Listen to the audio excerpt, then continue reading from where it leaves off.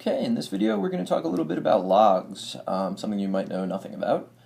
And the first thing you have to understand is that logs are actually just exponents.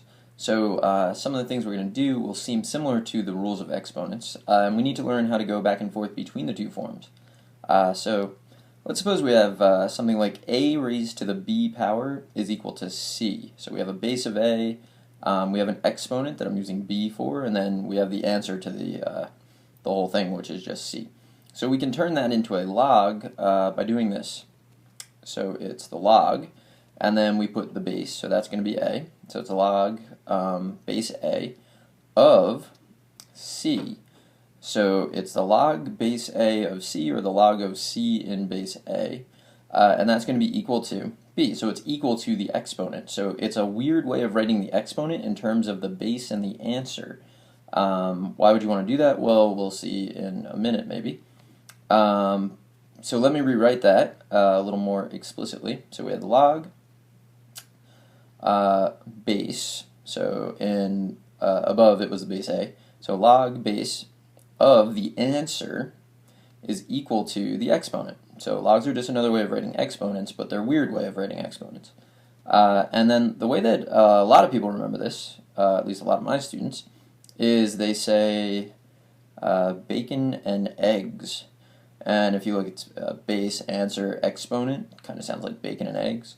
So that's kind of convenient, and we can use that. So let's see.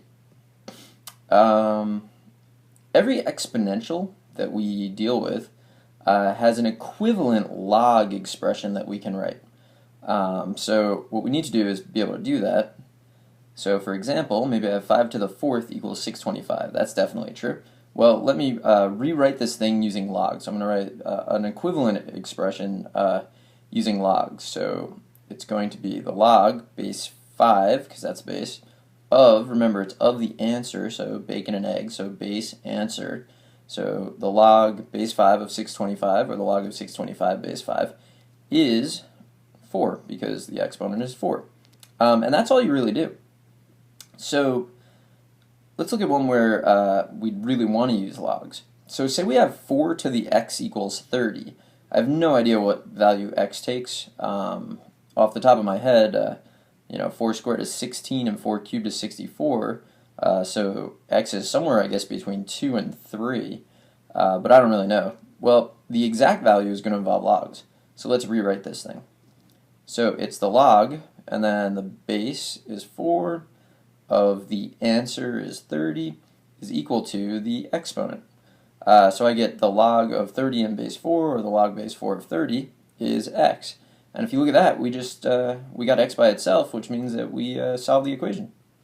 And frequently we want to solve equations. So this is an idea that we can use. So if we want to solve equations using logs, there's 2 steps that we're going to follow. And there could be a lot of intermediate steps, but 2 general ideas. First one is that we need to isolate the exponential. So you've got to get something that's like base raised to the exponent on one side by itself. So a base raised to an exponent by itself. So that's our goal. And then once we've done that, I'm just going to say we log it. We use logs to get the exponent as our answer, because that's what we want to do. So let's take a look at an example. So I have 4 minus 5 to the x plus 1 is equal to 2. Okay, so this is an exponential equation. It's an equation that has an exponential in it.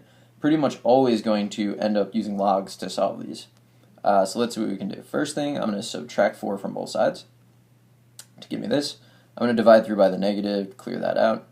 So I have this. That's an exponential. So now what I'm going to do is I'm going to log it. So I'm going to use the log base 5 because the base is 5. So I have log and then base 5 of, remember it's the answer, so log base 5 of 2 is equal to the exponent, which was x plus 1. And then I can go through and just solve this thing for x. So I'm going to write x is equal to negative 1 plus log base 5 of 2. So you'll notice I didn't write log base 5 of 2 and then minus 1. The reason for that is that you want to avoid any kind of ambiguity. It's really obvious that what I mean here is the number negative 1 and then add to that the log base 5 of 2. If you put the minus 1 at the end, people might be like, should I subtract 1 and then do the log base 5 of 1? You want to avoid that. Anyway, I hope all of this was helpful, and good luck.